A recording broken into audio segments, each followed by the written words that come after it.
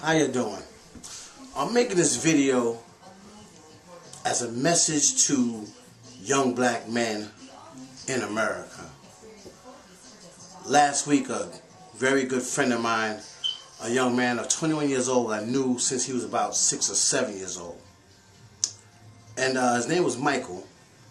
And he was walking to the store, or walking from the store, and 3 guys approached him, and subsequently one of them pulled out a gun, shot and killed him. It was a robbery attempt. He didn't have any money on him. He wasn't a drug dealer. He wasn't dressed like a drug dealer. He's an all-around good kid. And it saddens me because I know if you're going to do the white man's job and selling drugs to your own kind, I know some people out there sell drugs, they got to take care of their family, and they claim it's doing what I have to do. We have to change that mentality, because that is nothing but a trap to get you locked up or get you an early ticket to the grave.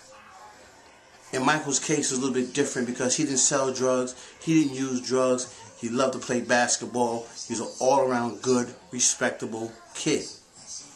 And I call him a kid even though he's a grown man at 21 years old. But at 21 years old, getting killed, you haven't even begun to live your life.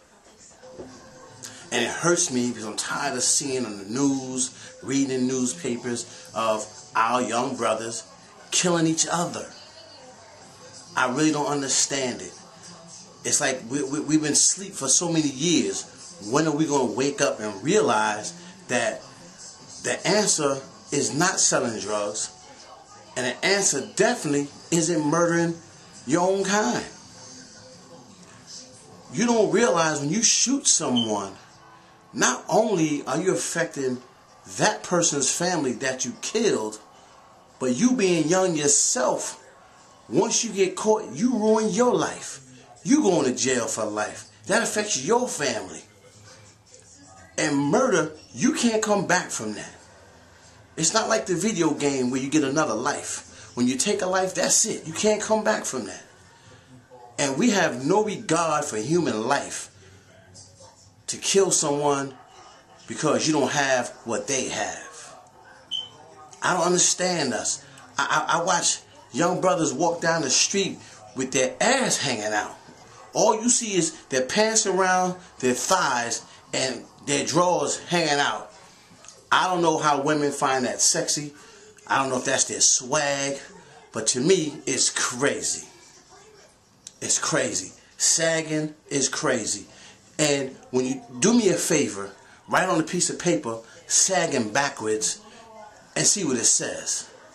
Because that's what the white man think of young black brothers. It hurts me to know so many brothers are losing their lives over stupidity. It's a shame, and it's a trap. They want you to sell drugs to your own kind. They want to lock you up. See, people don't realize the 13th Amendment supposedly freed the slaves, but they don't read the whole thing. If you read the whole thing of the 13th Amendment, it tells you the only system that can continue to be like slavery is incarceration, or the prison system. The prison system, you have a number, just like the slaves had numbers. You work for nothing, just like the slaves worked for nothing. 10 cents an hour, menial labor. Prison is big business. The state don't own the prisons. The prisons are owned by private organizations. Private interests want to keep you locked up to feed their kids while you're taking away from your kids over stupidity. You're fighting over territory that you don't even own. A block that's not even yours. But you want to hold it down. How silly is that? I just want us to wake up. That's all I want. Wake up, young brothers. Stop killing each other. It's not worth it. Because you're going to go to jail for life. And I tell you now, no one in prison wants to be there. And it's not cool murdering someone or saying I got a couple of bodies That ain't cool. You're hurting a lot of people when you do that.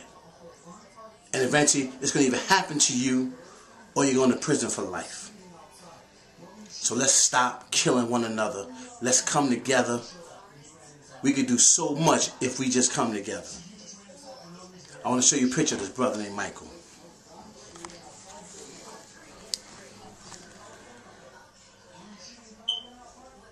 That's Michael and his son. He was buried on his son's birthday. How fucked up is that?